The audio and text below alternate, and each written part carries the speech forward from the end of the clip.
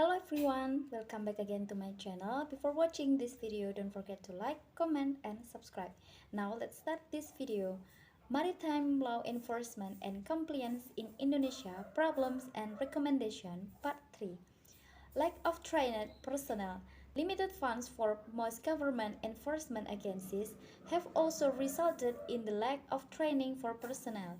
Many law enforcement agencies cannot conduct proper basic training to improve the capacity and capability of their personnel due to the lack of funding for training and education to enhance professionalism. They also cannot attract trained or professional personnel because they cannot pay appropriate salary.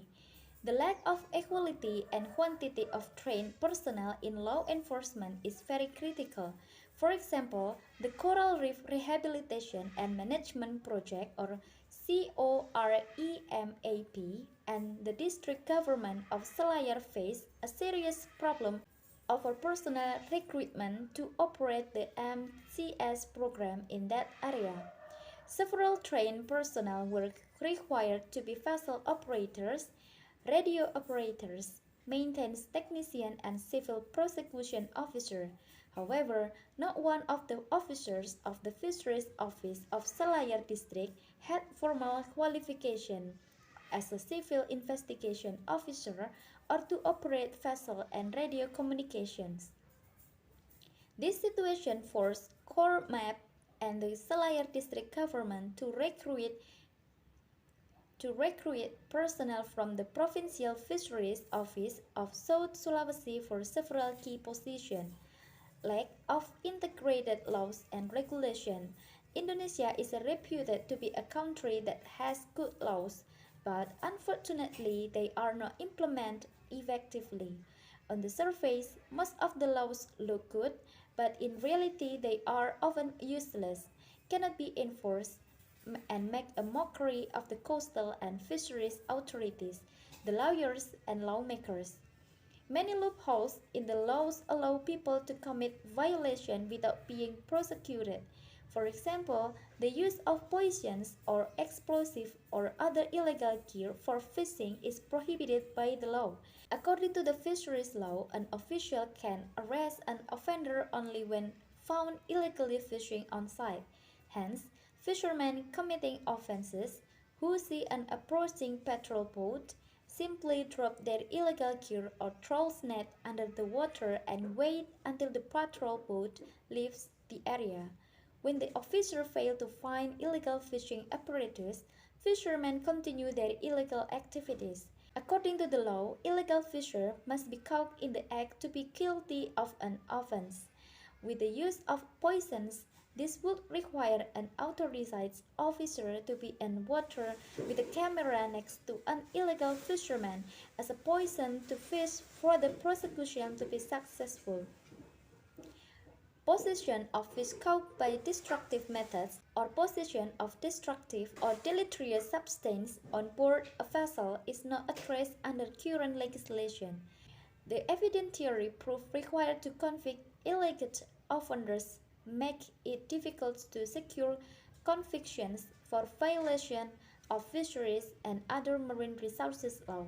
For example, to prove the use of dynamite for fishing, police and district attorney should get a formal statement from the crime laboratory or forensic laboratory that states that the evidence such as fish was caught by using explosive or cyanides.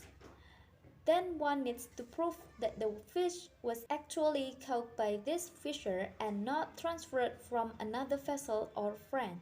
Laboratory testing causes further problems. Not all districts have the required facilities. Consequently, many fisheries violations in Indonesia, especially using explosive and poison, have been prosecuted under other laws, such as the Critical Condition Act No. 12 of 1951, possession of explosive without a permit.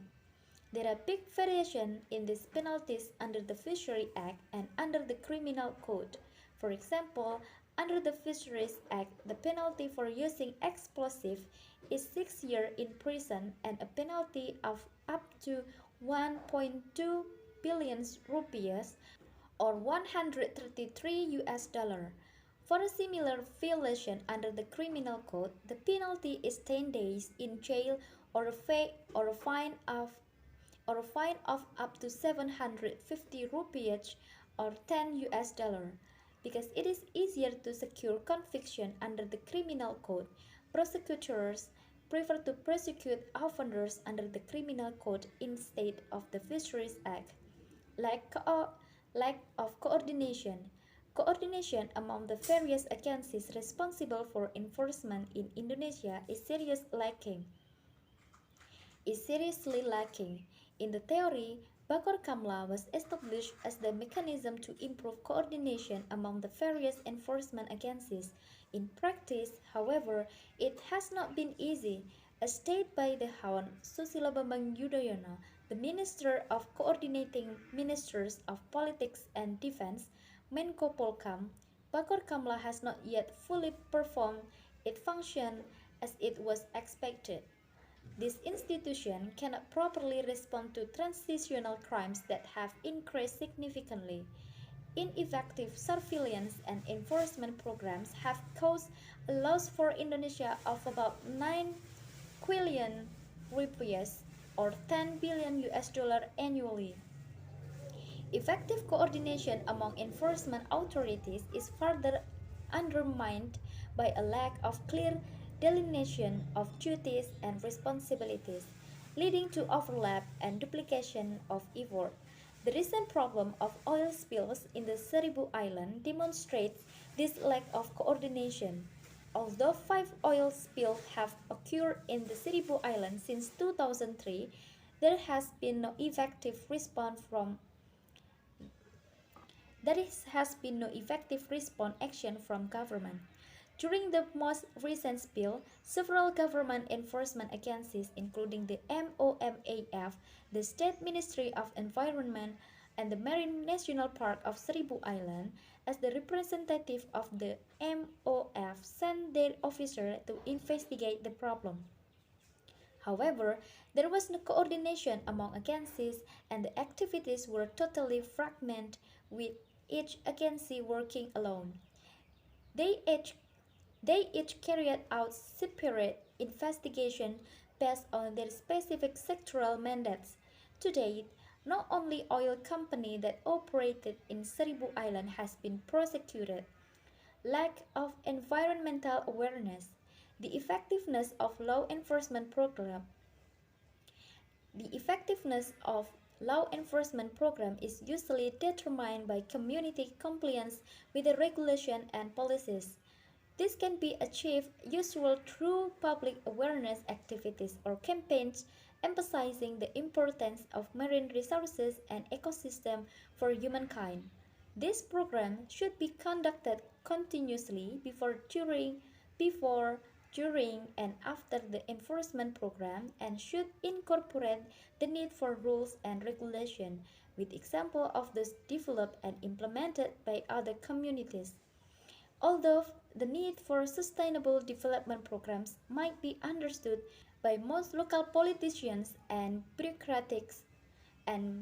bureaucrats, only limited programs on public awareness of the marine environment have been implemented. The lack of public awareness and knowledge of the marine environment has contributed to the degradation of marine and coastal ecosystems. This lack of awareness occurs at all levels, officials, including government officers, police, attorneys, and judges.